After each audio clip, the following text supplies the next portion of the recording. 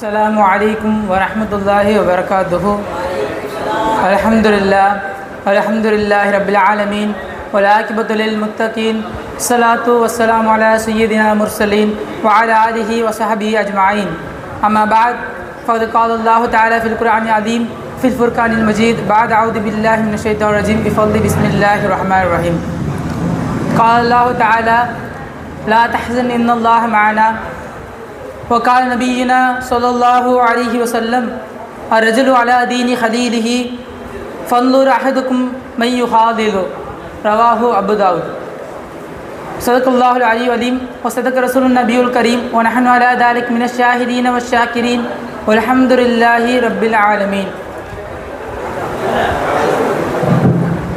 அல்ஹம்துலில்லாஹ். கண்ணியமாய்ந்த நண்பர்களே, நல்ல நண்பன் யார் என்று பார்ப்பதற்கு முன்பாக நாம் நட்பினுடைய முக்கியத்துவத்தை பார்ப்பதற்கு கடமைப்பட்டிருக்கின்றோம். ஏனென்று சொன்னால், நம்முடைய மறுமையில் நமக்கு நரகம் கிடைக்குமா அல்லது சொர்க்கம் கிடைக்குமா என்ற விஷயத்தை தீர்மானிப்பதற்கு பல காரணங்கள் இருந்தாலும் அதில் ஒரு காரணமாக நட்பும் இருக்கிறது.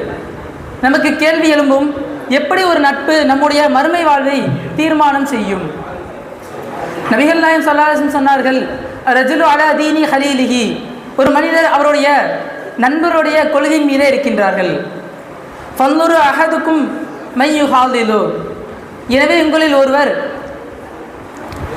தோழமை கொள்வதற்கு தகுதியானவர் யார் என்று பார்த்து கொள்ளட்டும் என்று சொன்னார்கள். இந்த இடத்தில் நபி ஸல்லல்லாஹு அலைஹி வஸல்லம் தீன் என்று குறிப்பிட்டதற்கு காரணம் இஸ்லாம், ஹிந்து, கிறிஸ்டின் என்ற அந்த மதத்தை அல்ல. நபி ஸல்லல்லாஹு அலைஹி வஸல்லம் தீன் என்று குறிப்பிட்டது கொள்கை.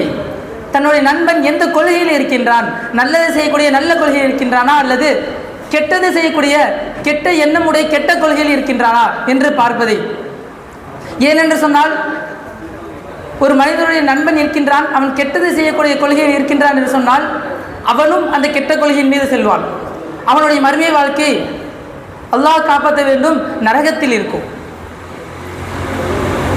எனவே நம்முடைய அந்த மறுமை வாழ்க்கையை முடிவே செய்யக்கூடிய இந்த முக்கியம் வாய்ந்த இந்த நட்பு இருக்கிறது அல்லவா, இதை யாருடன் வைத்து கொள்ள வேண்டும்? அதற்கு தகுதி வாய்ந்த அந்த நல்ல நண்பன் யார் என்று சொன்னால், தன் நண்பன் செய்யக்கூடிய தப்பை அந்த இடத்திலேயே சுட்டி காமிப்பது. யார் ஒருவன் தன் நண்பன் செய்யக்கூடிய தப்பை அந்த இடத்தில் சுட்டி காமிக்கின்றானோ அவன் அந்த நல்ல நண்பனுக்கான தன்மை உடையவனாக இருக்கின்றான். இதை நம் இஸ்லாம் மட்டும் சொல்லவில்லை, சைக்காலஜியிலும் இதை தான் சொல்லுகிறார்கள். எப்படி என்று சொன்னால், ஒரு நண்பன் அவன் தவறை சுட்டி காமிக்கின்றான், ஆனால் அவன் தன் நண்பன் அந்த தவறை செய்யும் பொழுது சுட்டி காமிக்கவில்லை, அந்த இடத்தை விட்டு சென்றவரும் சுட்டி காமிக்கின்றான். அது அல்ல அந்த நல்ல நண்பனுக்கான அடையாளம். தன் நண்பன் செய்யக்கூடிய அந்த தவறை அந்த இடத்திலேயே சுட்டி காமிப்பதற்கு. இதுக்கு ஒரு முன்னுதாரணம் தான் உமர் ரலியல்லாஹு அன்ஹு அவர்களும் சல்மான் ஃபாரிஸி ரலியல்லாஹு அன்ஹு அவர்களும். ஒருமுறை உமர் ரலியல்லாஹு அன்ஹு அவர்கள் ஜும்மா ஹுத்பாவில் பிரசங்கம் செய்து கொண்டிருக்கும் அந்த வேளையில் சொல்கின்றார்கள், என்னுடைய சொல்லை கேளுங்கள், எனக்கு கட்டுப்பட்டு நடங்கள் என்று சொல்லும் பொழுது உடனே சல்மான் ஃபாரிஸி ரலியல்லாஹு அன்ஹு அவர்கள் சொன்னார்கள், நீங்கள் சொல்வதை என்னால் கேட்க இயலாது, அதற்கு கட்டுப்படவும் இயலாது என்று சொல்லிவிட்டார்கள்.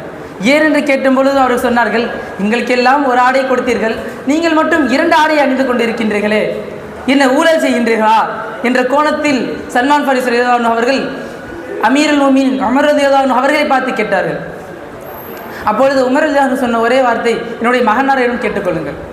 உடனே அப்துல்லா ரலியல்லாஹு அன்ஹு அவர்கள் இருந்து சொன்னார்கள், என்னுடைய ஆடை என் தந்தையிடம் கொடுத்து விட்டேன். அவர்கள் 2 ஆடையும் தைத்து ஒன்றாக அணிந்து கொண்டார்கள்.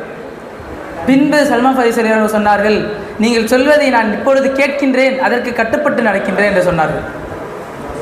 நாம் இந்த இடத்தில் கவனிக்க வேண்டிய ஒரு விஷயம், தன் நண்பன் தவறு அந்த இடத்தில் செய்யவில்லை, அதாவது உமர் ரலியல்லாஹு அன்ஹு அவர்கள் தவறு செய்யவில்லை, இருந்தாலும் இவருக்கு அது தவறு போடு தெரிந்த காரணத்தினால் ஜும்மா பயான் என்று கூட பார்க்கவில்லை, அந்த ஹுத்துபாவிலே வைத்து அவர்கள் செய்த அந்த தப்பை குத்தி காமித்தார்கள். அதுதான் ஒரு நல்ல நண்பனுடைய அடையாளம், ஒரு நல்ல நண்பனுக்கான தன்மை. இன்னும் ஒரு விஷயமும் இந்த இடத்தில் அடங்கியிருக்கிறது, அது உமர் ரலியல்லாஹு அன்ஹு அவர்களிடம் இருக்கிறது. அதுதான் கண்ணாடி போன்ற தன்மை. அதாவது ஒரு நண்பனுக்கு கண்ணாடி போன்று இருக்க வேண்டும். எப்படி என்று சொன்னால், நாம் பொறுப்பில் இருக்கின்றேன், நீ எப்படி என்னை பார்த்து இப்படி பேசலாம் என்று அவரால் கேட்டிருக்க இயலும். ஆனால் அவர்கள் அப்படி கேட்கவில்லை. தன் நண்பனுக்கு தன் தப்பை சுட்டி காமிப்பதற்கு முழு ஒத்துழைப்பையும் கொடுத்தார்கள். ஒரு கண்ணாடியை போன்று இந்த பக்கம் உள்ளது மறுபக்கம் எப்படி தெளிவாக தெரியுமோ அதை போன்று தன் நண்பனுக்கு அவர்கள் இருந்தார்கள். அதுதான் இரண்டாவது நல்ல நண்பனுக்கான ஒரு தன்மை. மூன்றாவது ஒரு நல்ல நண்பனுக்கான தன்மை என்னவென்று சொன்னால் விட்டு கொடுக்கக்கூடிய தன்மை. இந்த விட்டு கொடுக்கக்கூடிய மனப்பான்மை, இதை பற்றி பார்க்கும் பொழுது இஸ்லாம் மார்க்கத்தின் அந்த வரலாற்றை பொருட்போம் என்று சொன்னால் இரண்டு உயிர் நண்பர்கள், அவர்களுக்கு ஒரு செய்தி எத்துகிறது. அதாவது ஒரு மாவுல் ஹயா என்ற ஒரு குடிபானம் இருக்கின்றது. அதை யார் அருந்துகிறாரோ அவர்களுக்கு இம்மார்டாலிட்டி, அதாவது சாகா வரம் கிடைக்கும் என்ற ஒரு செய்தி எத்துகிறது. உடனே அந்த இரண்டு நண்பர்களும் அந்த தண்ணீரை தேடி செல்கிறார்கள். அவர் இருவரும் அந்த தண்ணீரை கண்டுபிடித்து விடுகிறார்கள். ஆனால் அதில் ஒரு ஷரத்து இருக்கிறது, அதாவது ஒரு நிபந்தனை இருக்கிறது. யாரோ ஒருவர் தான் தண்ணீரை பருக இயலும். அப்படி இருக்கையில் ஒரு நண்பர் சொன்னார், இது நீங்களே அறிந்து கொள்ளுங்கள், ஏனென்று சொன்னால் நீங்கள் தான் அதிகமாக அமல் செய்கின்றீர்கள், அல்லாஹ்வுக்கு நெருக்கமாகவும் இருக்கின்றீர்கள் என்று சொன்னார்கள். உடனே அவர்களும் தன் நண்பன் சொல்லை கேட்டு அறிந்து விடுகிறார்கள். அப்படி அந்த மாவுல் ஹயாவையே விட்டு கொடுத்த நண்பர் தான் நம் அனைவரும் அறிந்த துல்கர்னைன் அலைஹிஸ்ஸலாம். அந்த தண்ணீரை அருந்தினார்கள் அல்லவா, அது ஹிதர் அலைஹிஸ்ஸலாம். அப்படி தன் நண்பனுக்காக அந்த இம்மோர்டாலிட்டி சாகாவரத்தையே விட்டு கொடுத்தார்கள் துல்கர்னைன் அலைஹிஸ்ஸலாம். அதற்காக அல்லாஹ் தஆலா ஒரு பரிசு கொடுத்தான். அதுதான் இந்த